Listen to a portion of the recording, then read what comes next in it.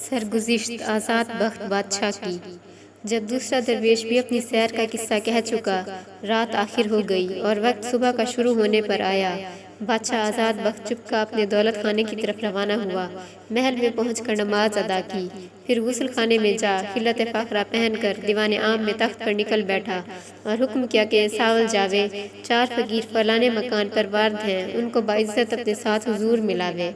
بموجب حکم کے چوبدار وہاں گیا، دیکھا تو چاروں بے نوا جھاڑا جھٹکا، پھر ہاتھ منہ دھو کر چاہتے ہیں کہ رسا کریں اور اپنی اپنی راہ لیں۔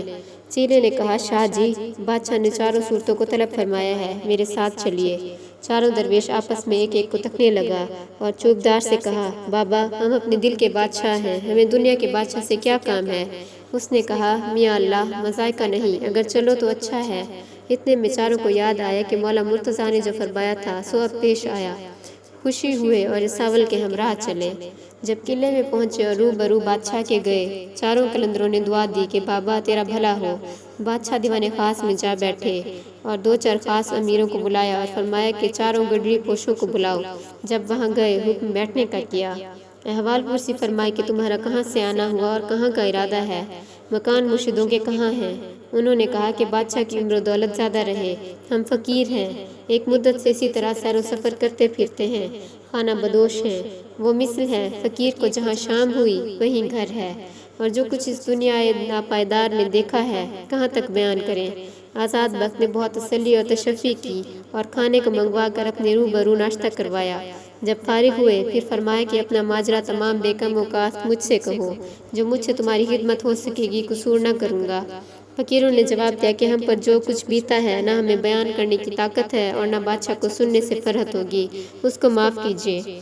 تب بادشاہ نے تبسم کیا اور کہا، شب کو جہاں تم بستروں پر بیٹھے اپنا اپنا احوال کہہ رہے تھے وہاں میں بھی موجود تھا، چنانچہ 2 درویش کا احوال سن چکا ہوں۔ اب چاہتا ہوں کہ دونوں جو باقی ہیں وہ بھی کہیں اور چند روز بخاطر جمع میرے پاس رہیں کہ قدم درویشہ رد بلا ہے۔ بادشاہ سے یہ بات سنتے ہی مارے خوف کے کانپنے لگے اور سر نیچے کر کے چپ ہو رہے، طاقت گویائی کی نہ رہی۔ آزاد بخت نے جب دیکھا کہ اب ان میں مارے روب کے حواس نہیں رہے، جو کچھ بولے، فرمایا کہ اس جہاں میں کوئی شخص ایسا نہ ہوگا جس پر ایک نہ ایک واردات عجیب و غریب نہ ہوئی ہوگی۔ باوجود یہ کہ میں بادشاہ ہوں، لیکن میں نے بھی ایسا تماشا دیکھا ہے کہ پہلے میں ہی اس کا بیان کرتا ہوں، تم بجمع خاطر سنو۔ درویشوں نے کہا، بادشاہ سلامت، آپ کا الطاف فقیروں کے حال پر ایسا ہے، ارشاد فرمائیے۔ آزاد بخت نے اپنا احوال شروع کیا اور کہا، اے شاہو، بادشاہ کا اب ماجرا سنو، جو کچھ کہ میں نے دیکھا ہے اور ہے سنا سنو۔ کہتا ہوں میں فقیروں کی خدمت میں سر بسر، احوال میرا خوب طرح دل لگا سنو۔ میرے قبلہ گاہ نے جب وفات پائی اور میں اس تخت پر بیٹھا، عین عالم شباب کا تھا اور سارا یہ ملک روم کا میرے حکم میں تھا۔ اتفاقاً ایک سال کوئی سوداگر بدخشاں کے ملک سے آیا اور اسباب تجارت کا بہت سا لایا۔ خبرداروں نے میرے حضور میں خبر کی کہ ایسا بڑا تاجر آج تک شہر میں نہیں آیا۔ میں نے اس کو طلب فرمایا، وہ تحفے ہر ایک ملک کے لائق میری نظر کے لے کر آیا۔ فی الواقع ہر ایک جنس بے بہا نظر آئی۔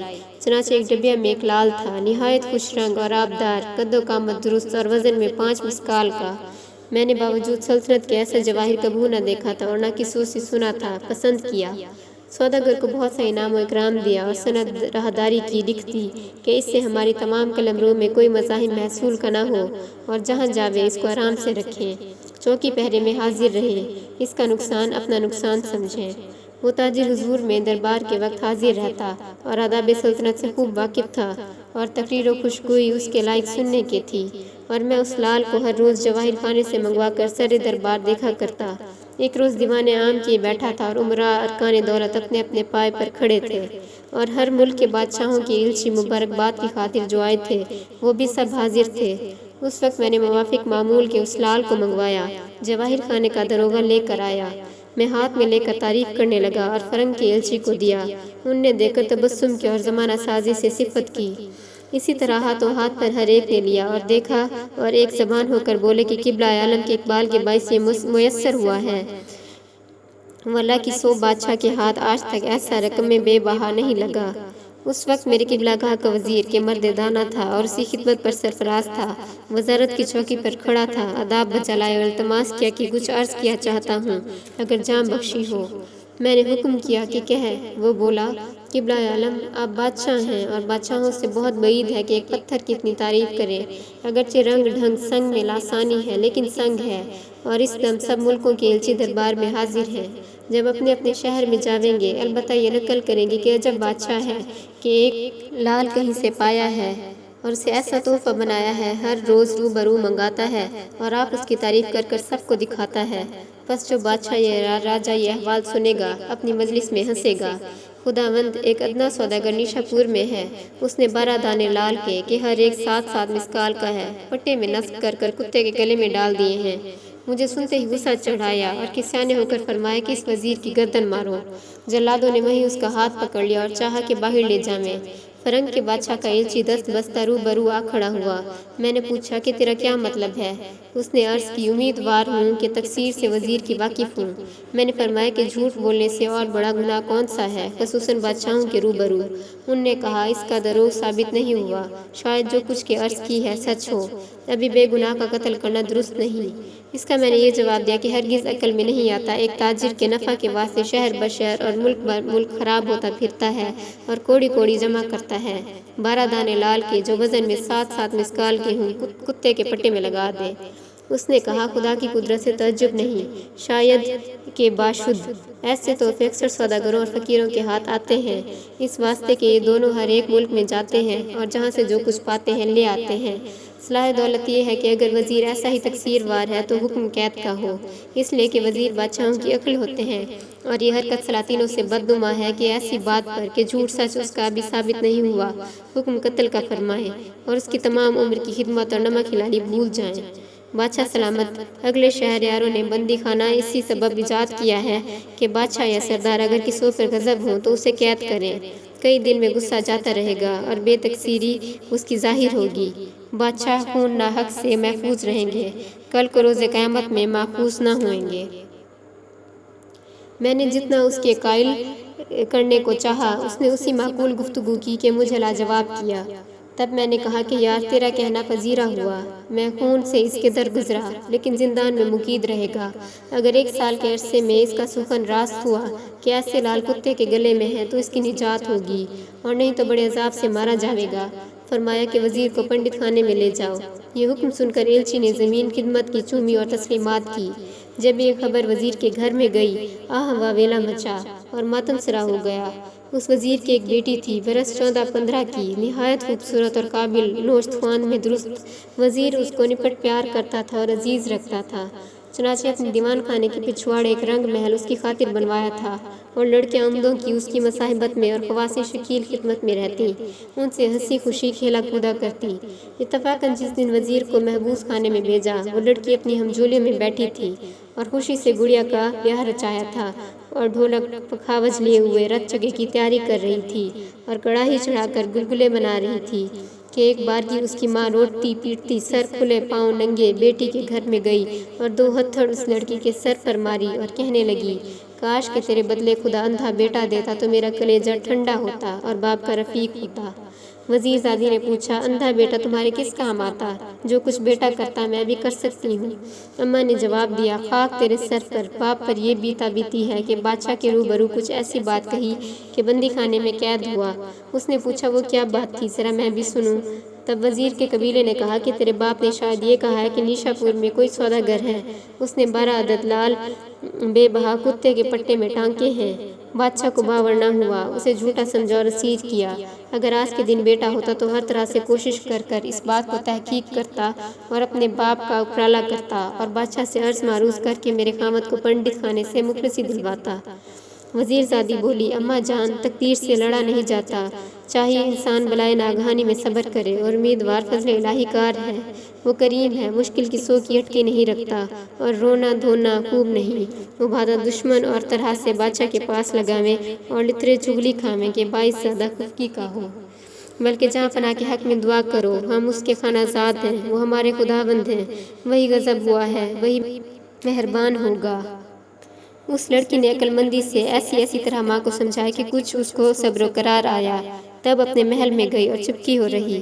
جب رات ہوئی، وزیر زادی نے دادا کو بلایا، اس کے ہاتھ پاؤں پڑی، بہت سی منت کی اور رونے لگی اور کہا میں یہ ارادہ رکھتی ہوں کہ اماں جان کا تانا مجھ پر نہ رہے اور میرا باپ مخلصی پاوے۔ جو تم میرا رفیق ہو تو میں نیشا پور کو چلوں اور اس تاجر کو جس کے کتے کے گلے میں ایسے لال ہیں دیکھ کر جو بن آوے کر آؤں اور اپنے باپ کو چھڑاؤں۔ پہلے تو اس مرد نے انکار کیا، آخر بہت کہنے سننے سے راضی ہوا۔ تب وزیر زادی نے فرمایا چپکے چپکے اسباب سفر کا درست کر اور جنس تجارت کی لائق نظر بادشاہوں کی خرید کر اور غلام و نوکر چاکر جتنے ضرور ہوں ساتھ لے، لیکن یہ بات کسوں پر نہ کھلے۔ دادا نے قبول کیا اور اس کی تیاری میں لگا۔ جب سب اسباب مہیا کیا، اونٹوں اور خچروں پر بار کر روانہ ہوا اور وزیر زادی بھی لباس مردانہ پہن کر ساتھ جا ملی۔ ہرگز کسوں کو گھر میں خبر نہ ہوئی۔ جب صبح ہوئی، وزیر کے محل میں چرچا ہوا کہ وزیر زادی غائب ہے، معلوم نہیں کیا ہوئی۔ آخر بدنامی کے ڈر سے ماں نے بیٹی کا گم ہونا چھپایا اور وزیر زادی نے اپنا نام سوداگر بچہ رکھا۔ منزل بمنزل چلتے چلتے نیشا پور میں پہنچی، خوشی بخوشی کارواں سرا میں جا اتری اور سب اپنا اسباب اتارا۔ رات کو رہی، فجر کو حمام میں گئی اور پوشاک پاکیزہ جیسے روم کے باشندے پہنتے ہیں پہنی اور شہر کی سیر کے واسطے نکلی۔ آتے آتے جب چوک میں پہنچی، چوراہے پر کھڑی ہوئی۔ ایک طرف دکان جوہری کی نظر پڑی کہ بہت سے جواہر کا ڈھیر لگ رہا ہے اور غلام لباس فاخرہ پہنے ہوئے دست بستہ کھڑے ہیں، اور ایک شخص جو سردار ہے، برس 50 کی اس کی عمر ہے، تالے مندوں کی سی خلت اور نیمہ آستین پہنے ہوئے اور کئی مصاحب بابوزہ نزدیک اس کے کرسیوں پر بیٹھے ہیں اور باتیں کر رہے ہیں۔ وہ وزیر زادی جس نے اپنے تئیں سوداگر بچہ کر مشہور کیا تھا، اسے دیکھ کر متعجب ہوئی اور دل میں سمجھ کر خوش ہوئی کہ خدا جھوٹ نہ کرے، جس سوداگر کا میرے باپ نے بادشاہ سے مذکور کیا ہے، اغلب ہے کہ یہی ہو۔ بارے خدایا اس کا احوال مجھ پر ظاہر کر۔ اتفاقاً ایک طرف جو دیکھا تو ایک دکان ہے، اس میں 2 پنجرے آہنی لٹکتے ہیں اور ان دونوں میں 2 آدمی قید ہیں۔ ان کی مجنوں کی سی صورت ہو رہی ہے کہ چرم و استخوان باقی ہے اور سر کے بال اور ناخن بڑھ گئے ہیں، سر اندھائے بیٹھے ہیں اور 2 حبشی بدہیت مسلح دونوں طرف کھڑے ہیں۔ سوداگر بچے کو چھمبا آیا، لاہور پڑھ کر دوسری طرف جو دیکھا تو ایک دکان میں کالیچے بچھے ہیں، ان پر ایک چوکی ہاتھی دانت کی، اس پر گدیلا مخمل کا پڑا ہوا، ایک کتا جواہر کا پٹا گلے میں اور سونے کی زنجیر سے بندھا ہوا بیٹھا ہے اور 2 غلام عمود خوبصورت اس کی خدمت کر رہے ہیں۔ ایک تو مورچھل جڑاؤ دستے کالیے جھلتا ہے اور دوسرا رومال تار کشی کا ہاتھ میں لے کر منہ اور پاؤں اس کا پونچھ رہا ہے۔ سوداگر بچے نے خوب غور کر جو دیکھا تو پٹے میں کتے کے 12 دانے لال کے جیسے سنے تھے موجود ہیں۔ شکر خدا کا کیا اور فکر میں گیا کہ کس صورت سے ان لالوں کو بادشاہ کے پاس لے جاؤں اور دکھا کر اپنے باپ کو چھڑاؤں۔ یہ تو اس حیرانی میں تھا اور تمام خلقت چوک اور رستے کی اس کا حسن جمال دیکھ کر حیران تھی اور ہکا بکا ہو رہی تھی۔ سب آدمی آپس میں یہ چرچا کرتے تھے کہ آج تلک اس صورت و شبیہ کا انسان نظر نہیں آیا۔ اس خواجہ نے بھی دیکھا، ایک غلام کو بھیجا کہ تو جا کر بامنت اس سوداگر بچے کو میرے پاس بلا لا۔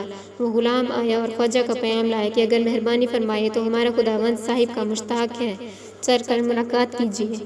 سوداگر بچہ تو یہ چاہتا ہی تھا، بولا کیا مذائقہ۔ جو ہی خواجہ کے نزدیک آیا، اس پر خواجہ کی نظر پڑی، ایک برچھی عشق کی سینے میں گڑی، تعظیم کی خاطر سر قد اٹھا لیکن حواس مانگتا۔ سوداگر بچے نے دریافت کیا کہ اب یہ دام میں آیا۔ آپس میں بغل گیری ہوئی۔ خواجہ نے سوداگر بچہ کی پیشانی کو بوسہ دیا اور اپنے برابر بٹھایا۔ بہت سا تملق کر کے پوچھا کہ اپنے نام و نسب سے مجھے آگاہ کرو، کہاں سے آنا ہوا اور کہاں کا ارادہ ہے۔ سوداگر بچہ بولا کہ اس کم ترین کا وطن روم ہے اور قدیم سے استنبول زاد موم ہے۔ میری قبلہ گاہ سوداگر ہے، اب بسبب پیری کے طاقت سیر و سفر کی نہیں رہی، اس واسطے مجھے رخصت کیا ہے کہ کاروبار تجارت کا سیکھوں۔ آج تلک میں نے قدم گھر سے باہر نہ نکالا تھا، یہ پہلا ہی سفر درپیش ہوا۔ دریا کی راہ ہوا نہ پڑا، خشکی کی طرف سے قصد کیا، لیکن اس عجم کے ملک میں آپ کے اخلاق اور خوبیوں کا جو شور ہے، محض صاحب کی ملاقات کی آرزو میں یہاں تک آیا ہوں۔ بارے فضل الہی سے خدمت شریف میں مشرف ہوا اور اس سے زیادہ پایا۔ تمنا دل کی بر آئی، خدا سلامت رکھے، اب یہاں سے کوچ کروں گا۔ یہ سنتے ہی خواجہ کے عقل و ہوش جاتے رہے۔ بولا کہ اے فرزند، ایسی بات مجھے نہ سناؤ، کوئی دن غریب خانے میں کرم فرماؤ، بھلا یہ تو بتاؤ کہ تمہارا اسباب اور نوکر چاکر کہاں ہیں؟ سوداگر بچے نے کہا کہ مسافر کا گھر سرا ہے، انہیں وہاں چھوڑ کر میں آپ کے پاس آیا ہوں۔ خواجہ نے کہا بھٹیار خانے میں رہنا مناسب نہیں، میرا اس شہر میں اعتبار ہے اور بڑا نام ہے، جلد انہیں بلواؤ اور میں ایک مکان تمہارے اس بات کے لیے خالی کر دیتا ہوں۔ جو کچھ جنس لائے ہو میں دیکھوں، ایسی تدبیر کروں گا کہ یہی تمہیں بہت سا نفع ملے، تم بھی خوش ہوگے اور سفر کے ہرج مرج سے بچو گے اور مجھے بھی چند روز رہنے سے اپنا احسان مند کرو گے۔ سوداگر بچے نے اوپری دل سے عذر کیا، لیکن خواجہ نے پذیرا نہ کیا۔ اور اپنے گماشتے کو فرمایا کہ بار بردار جلد بھیجو اور کارواں سرا سے ان کا اسباب منگوا کر فلانے مکان میں رکھواؤ۔ سوداگر بچے نے ایک زنگی غلام کو ان کے ساتھ کر دیا کہ سب مال متا لدوا کر لے اور آپ شام تلک خواجہ کے ساتھ بیٹھا رہا۔ جب گزرے کا وقت ہو چکا اور دکان بڑھائی، خواجہ گھر کو چلا، تب دونوں غلاموں میں سے ایک نے کتے کو بغل میں لیا، دوسرے نے کرسی اور کالیچہ اٹھا لیا اور ان دونوں حبشی غلاموں نے اس پنجرے کو مزدوروں کے سر پر دھر دیا اور آپ پانچوں ہتھیار باندھے ساتھ ہوئے۔ خواجہ سوداگر بچے کا ہاتھ میں لیے باتیں کرتا ہوا حویلی میں آیا۔ سوداگر بچے نے دیکھا کہ مکان عالی شان لائق بادشاہوں یا امیروں کے ہے۔ لبے نہر فرش چاندنی کا بچھا ہے اور مسند کے روبرو اسباب عیش کا چنا ہے۔ کتے کی صندلی بھی اس جگہ بچھائی اور خواجہ سوداگر بچے کو لے کر بیٹھا۔ بے تکلف تواضع شراب کی دونوں پینے لگے۔ جب سرخوش ہوئے تب خواجہ نے کھانا مانگا، دسترخوان بچھا اور دنیا کی نعمت چنی گئی۔ پہلے ایک لنگری میں کھانا لے کر سرپوش تلائی ڈھانپ کر کتے کے واسطے لے گئے اور ایک دسترخوان زر بخت کا بچھا کر اس کے آگے دھر دی۔ کتے نے صندلی سے نیچے اتر جتنا چاہا اتنا کھایا اور سونے کی لگن میں پانی پیا، پھر چوکی پر جا بیٹھا۔ غلاموں نے رومال سے ہاتھ منہ اس کا پاک کیا، پھر اس طباق اور لگن کو غلام پنجرے کے نزدیک لے گئے اور خواجہ سے کنجی مانگ کر قفل کا فسکا کھولا۔ ان دونوں انسانوں کو باہر نکال کر کئی سونٹے مار کر کتے کا جھوٹا انہیں کھلایا اور وہی پانی پلایا، پھر تالا بند کر کر چابی خواجہ کے حوالے کی۔ جب یہ سب ہو چکا تب خواجہ نے آپ کھانا شروع کیا۔ سوداگر بچے کو یہ حرکت پسند نہ آئی، گن کھا کر ہاتھ کھانے میں نہ ڈالا۔ ہر چند خواجہ نے منت کی پر اس نے انکار ہی کیا۔ تب خواجہ نے سبب اس کا پوچھا کہ تم کیوں نہیں کھاتے؟ سوداگر بچے نے کہا، یہ حرکت تمہاری اپنے تئیں بدنما معلوم ہوئی، اس لیے کہ انسان اشرف المخلوقات ہے اور کتا نجس العین ہے۔ پس خدا کے دو بندوں کو کتے کا جھوٹا کھلانا کسی مذہب و ملت میں روا ہے؟ فقط یہ غنیمت نہیں جانتے کہ وہ تمہاری قید میں ہیں، نہیں تو تم اور وہ برابر ہیں۔ اب میرے تئیں شک آئی کہ تم مسلمان نہیں، کیا جانوں کون ہو کہ کتے کو پوچھتے ہو؟ مجھے تمہارا کھانا مکروہ ہے، جب تلک یہ شبہ دل سے دور نہ ہو۔ خواجہ نے کہا، اے بابا، جو کچھ تو کہتا ہے میں یہ سب سمجھتا ہوں اور اسی خاطر بدنام ہوں کہ اس شہر کی خلقت نے میرا نام خواجہ سخت پرست رکھا ہے، اسی طرح پکارتے ہیں اور مشہور کیا ہے۔ لیکن خدا کی لعنت کافروں اور مشرکوں پر ہو جیو۔ کلمہ پڑھا اور سوداگر بچے کی خاطر جمع کی۔ تب سوداگر بچے نے پوچھا کہ اگر مسلمان بادل ہو تو اس کا کیا باعث ہے کہ ایسی حرکت کر کے اپنے تئیں بدنام کیا ہے؟ خواجہ نے کہا، اے فرزند، نام میرا بدنام ہے اور دگنا محصول اس شہر میں بھرتا ہوں، اس واسطے کہ یہ بھید کسوں پر ظاہر نہ ہو۔ عجب یہ ماجرا ہے کہ جو کوئی سنے سوائے غم اور غصے کے اسے کچھ اور حاصل نہ ہو۔ تو بھی مجھے معاف رکھ کہ نہ مجھ میں قدرت کہنے کی اور نہ تجھ میں طاقت سننے کی رہے گی۔ سوداگر بچے نے اپنے دل میں غور کی کہ مجھے اپنے کام سے کام ہے، کیا ضرور ہے جو ناحق میں زیادہ مجوز ہوں؟ بولا، خیر اگر لائق کہنے سے نہیں تو نہ کہیے۔ کھانے میں ہاتھ ڈالا اور نوالا اٹھا کر کھانے لگا۔ 2 مہینے تک اس ہوشیاری اور عقل مندی سے سوداگر بچے نے خواجہ کے ساتھ گزران کی کہ قصوں پر ہرگز نہ کھلا کہ یہ عورت ہے، سب یہی جانتے تھے کہ مرد ہے، اور خواجہ سے روز بروز ایسی محبت زیادہ ہوئی کہ ایک دم اپنی آنکھوں سے جدا نہ کرتا۔ ایک دن عین مہنوشی کی صحبت میں سوداگر بچے نے رونا شروع کیا۔ خواجہ نے دیکھتے ہی خاطرداری کی اور رومال سے آنسو پوچھنے لگا اور سبب گریے کا پوچھا۔ سوداگر بچے نے کہا، اے قبلہ، کیا کہوں؟ کاش کہ تمہاری خدمت میں بندگی پیدا نہ کی ہوتی اور یہ شفقت جو صاحب میرے حق میں کرتے ہیں نہ کرتے۔ اب 2 مشکلیں میری پیش آئی ہیں، نہ تمہاری خدمت سے جدا ہونے کو جی چاہتا ہے اور نہ رہنے کا اتفاق یہاں ہو سکتا ہے۔ اب جانا ضرور ہوا، لیکن آپ کی جدائی سے امید زندگی کی نظر نہیں آتی۔ یہ بات سن کر خواجہ بے اختیار ایسا رونے لگا کہ ہچکی بن گئی اور بولا کہ اے نور چشم، ایسی جلدی اس بوڑھے خادم سے سیر ہوئے کہ اسے دلگیر کیے جاتے ہو، قصد روانہ ہونے کا دل سے دور کرو۔ جب تلک میری زندگی ہے رہو، تمہاری جدائی سے ایک دم میں جیتا نہ رہوں گا، بغیر اجل کے مر جاؤں گا، اور اس ملک فارس کی آب و ہوا بہت خوب اور موافق ہے۔ بہتر تو یوں ہے کہ ایک آدمی معتبر بھیج کر اپنے والدین کو ماں اسباب میں بلوا لو، جو کچھ سواری اور بار برادری درکار ہو میں موجود کروں۔ جب ماں باپ تمہارے اور گھر بار سب آیا، سب خوشی سے کاروبار تجارت کا کیا کریو۔ میں نے بھی اس عمر میں زمانے کی بہت سختیاں کھینچی ہیں اور ملک پھرا ہوں، اب بوڑھا ہوا، فرزند نہیں رکھتا۔ میں تجھے بہتر اپنے بیٹے سے جانتا ہوں اور اپنا ولی عہد مختار کرتا ہوں۔ میرے کارخانے سے بھی ہوشیار اور خبردار ہو۔ جب تلک جیتا ہوں ایک ٹکڑا کھانے کو اپنے ہاتھ سے دو، جب مر جاؤں گار داب دیجیو اور سب مال و متاع میرا لیجیو۔ तब सौदागर बच्चे ने जवाब दिया कि वाकई साहिब ने ज़्यादा बाप से मेरी गमख्वारी और खातिरदारी की कि मुझे माँ बाप भूल गए, लेकिन इस आसिया के वालिद ने 1 साल की रुख्सत दी थी। अगर देर लगाऊंगा तो वो इस पीरी में रोते रोते मर जाएंगे। बस रजामंदी पिदर की खुशनुदी खुदा की है, और अगर वो मुझसे नाराज़ होंगे तो मैं डरता हूँ कि शायद दुआएं बद ना करें कि दोनों जहां में खुदा की रहमत से महरूम रहूँ। अब आपकी यही शफ़क़त है कि बंदे को हुक्म कीजिए कि फरमाना किबलागाह का बजा लावे और हक़ पिदरी से अदा होवे, और साहिब की तवज्जो का अदाए शुक्र जब तलक दम में दम है मेरी गर्दन पर है। अगर अपने मुल्क में भी जाऊंगा तो हर दम दिलो जान से याद किया करूंगा। खुदा मुसब्बिबुल अस्बाब है, शायद फिर कोई ऐसा सबब हो कि कदम बोसी हासिल करूं। अगर सौदागर बच्चे ने ऐसी ऐसी बातें लून मिर्चें लगाकर ख्वाजा को सुनाई कि वो बेचारा लाचार होकर होंठ चाटने लगा। हंस बस के उस पर शिफ्ता और फरीफ्ता हो रहा था। कहने लगा, अच्छा अगर तुम नहीं रहते तो मैं ही तुम्हारे साथ चलता हूँ। मैं तुझको अपनी जान के बराबर जानता हूँ, बस जब जान चली जावे तो खाली बदन किस काम आवे। अगर तू इस रज़ा में रज़ामंद है तो चल और मुझे भी ले चल। सौदागर बच्चे से ये कहकर अपनी भी तैयारी सफ़र की करने लगा और गमाश्तों को हुक्म किया कि बार बरादरी की फ़िक्र जल्दी करो। जब ख्वाजा के चलने की खबर मशहूर हुई, वहाँ के सौदागरों ने सुनकर सब ने ये तहिया सफ़र का किया। ख्वाजा सख्त परस्त गंज और जवाहिर बेशुमार, नौकर और गुलाम अनगिनत, तोहफे और असबाब शाहाना बहुत सा साथ लेकर शहर के बाहर तंबू और कनात और बेचूबे और सरा पर्दे खड़े करवा कर उनमें दाखिल हुआ। जितने तुजार थे अपनी अपनी बिसात मुवाफिक माल सौदागरी का लेकर हमराह हुए। बराए खुद एक लश्कर हो गया। एक दिन जोगिनी को पीठ देकर वहाँ से कूच किया। हज़ारों ऊँटों पर शीलते असबाब के और खच्चरों पर संदूक नक जवाहिर के लाद कर 500 गुलाम दश्त कबचाक और जंग और रूम के मुसल्ला साहिब शमशेर ताजी और तुर्की और इराकी और अरबी घोड़ों पर चढ़कर चले। सबके पीछे ख्वाजा और सौदागर बच्चा किलत फाखरा पहनने सुखपाल पर सवार और एक तख्त बगदादी ऊँट पर कसा, उस पर कुत्ता मसनद पर सोया हुआ, और उन दोनों के हड्डियों की कफ़स एक शतर पर लटकाए हुए रवाना हुए। इस मंजिल में पहुँचे सब सौदागर ख्वाजा की बारगाह में आकर हाजिर होते और दस्तरखान पर खाना खाते और शराब पीते।